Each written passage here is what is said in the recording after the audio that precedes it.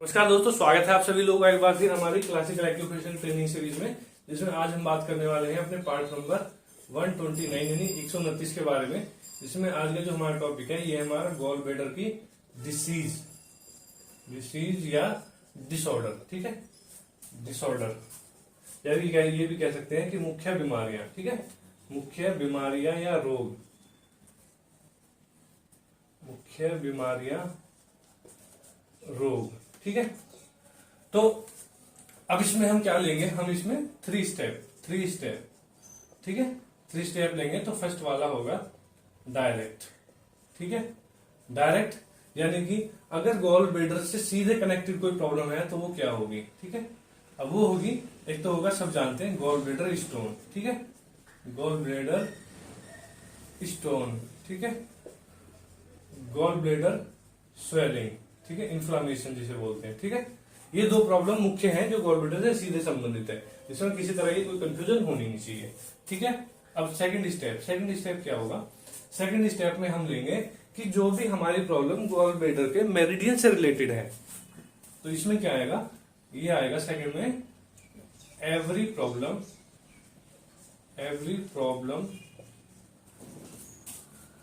Who connect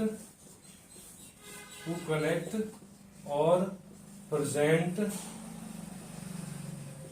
on GB meridian. ठीक है, अब जैसे हमने बताया था कि हमारा ये जो मेरिडियन है गॉल ब्लैडर आई से शुरू होता है।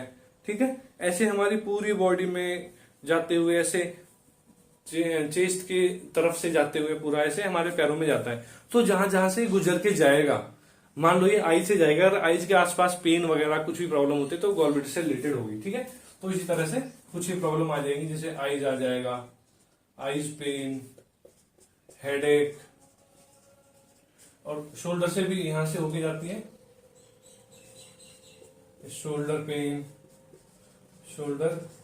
पेन और स्टिफ। बस आपको जरूरत होगी तो इस पूरे मेरिडियन को देखने की, समझने की। ठीक है, शोल्डर प्रॉब्लम। ठीक है, शोल्डर प्रॉब्लम, रिब पेन और क्या बोलते हैं, हिप पेन। ठीक है, हिप पेन, उसके बाद में नी पेन। ठीक है, उसके बाद में एंकल जॉइंट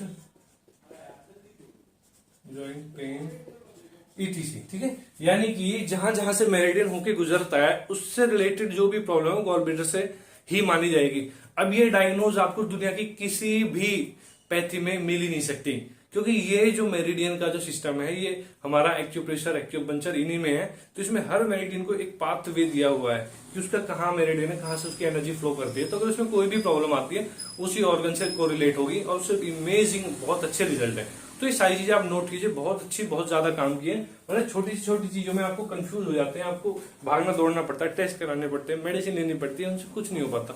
बहुत अच्छी डायग्नोज भी है और ये ट्रीटमेंट भी है। ठीक है, तो ये सेकंड स्टेप हो गया।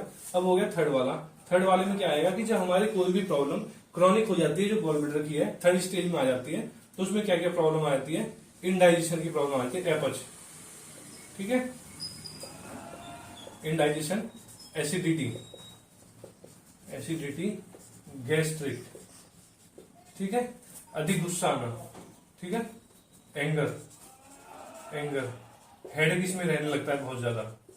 ठीक है, और गॉल ब्लैडर निकल जाता है तो क्या होता है, फिर हमें आईबीएस की प्रॉब्लम भी हो जाती है, यानी कि हमारा डाइजेशन वीक हो जाता है। ठीक है, उसके बाद में गॉल ब्लैडर की प्रॉब्लम है तो उससे पाइल्स भी हो जाती है। ठीक है, तो ऐसी बहुत सारी चीजें हैं, बहुत ज्यादा है। जैसे ये हो गया, जीबी मेरिडियन पेन भी आ जाता है जब एक्सिस बढ़ जाती है, गॉल ब्लैडर की प्रॉब्लम है।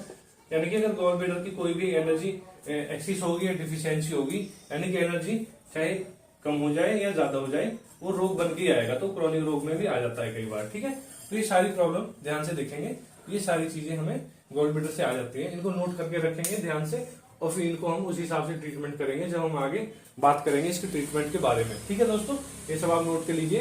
फिर मिलते हैं नेक्स्ट वीडियो में गॉल ब्लैडर की हाइपर कंडीशन के साथ, यानी गॉल ब्लैडर की अगर हाइपर कंडीशन हो जाए, यानी कि उसकी ऊर्जा बढ़ जाए, उसके बारे में बात करेंगे। ठीक है दोस्तों, फिर मिलते हैं नेक्स्ट वीडियो में।